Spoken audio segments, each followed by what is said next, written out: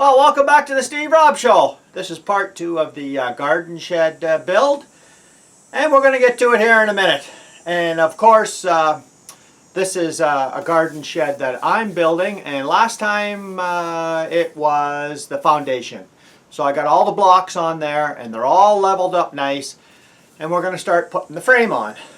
Now, like I said before, this is how I do it. I don't recommend anybody build like this because I'm not a professional. I don't pretend to be a professional at this. I'm just trying to do the best I can with what I know. So, like to just join me along and have some fun and follow along, well then that's just terrific. I want to show you something first before I get started about dimensional lumber. I've got 2x6 here.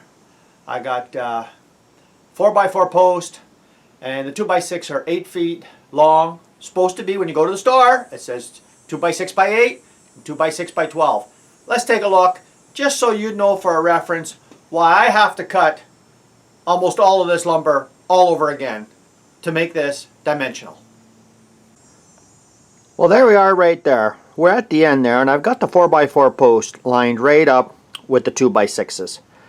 And if we go along here all the way to the end, you will see that the 4x8 post, well, I'll get you right there. There. That is exactly 8 feet long. But guys, it is longer on the 8-footers.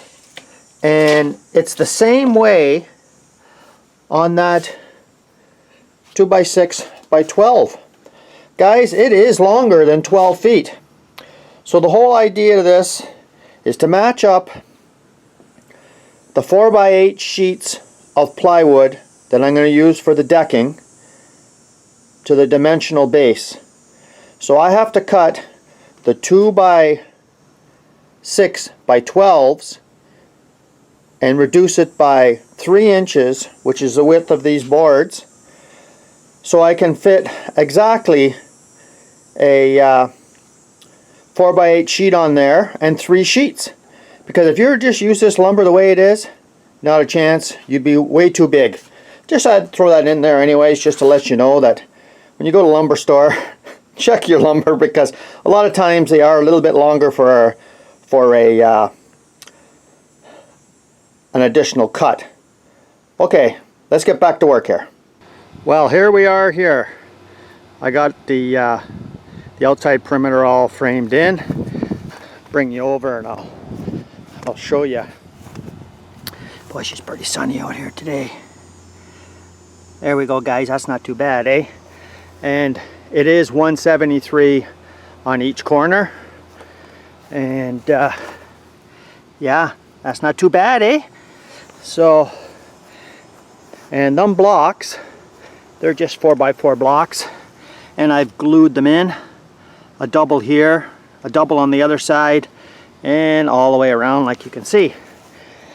And guys, that's going to be pretty good fit there. And if you take a look on the front, and I've got the same on the back side, I've got the ledger board all marked where all the joists are going to go. And I'll bring you back when I have all the joists in. Okay guys, I just thought I'd show you this setup that I do when I'm building something like this, because the two opposing boards are going to be really loose and it's hard to actually square up and nail and everything else. So what do? I bring out the come along. I mean guys, this is so easy. Just throw a couple of straps on there and yeah, I mean, you know, this is such an easy thing to do, and I just put my square in there and make sure that it's all copacetic, and I fire in the nails. Well, there we are right there. I thought I'd bring you back when I get this far done. And I've got all the joists in except 2. And if you take a look right here, you can see there's going to be another one there, and that's right at the 4-foot mark.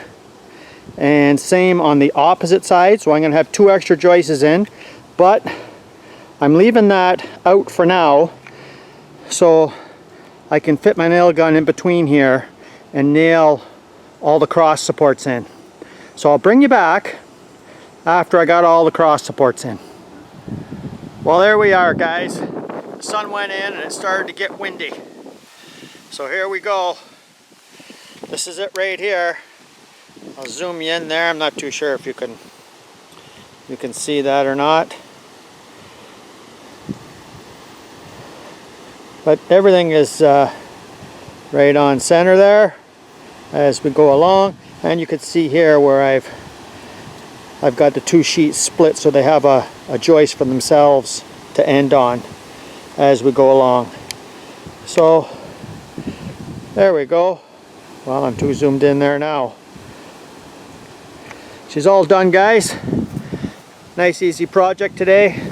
Start to finish today, this was about 4 hours, guys. This is about 4 hours. With the Bostish nail gun there, you bang this off pretty fast. So I'll just go right in the shop and we'll wind this up. Well, I hope you like that, guys. I think I'll leave it like right there for today. And I got all I wanted to accomplish.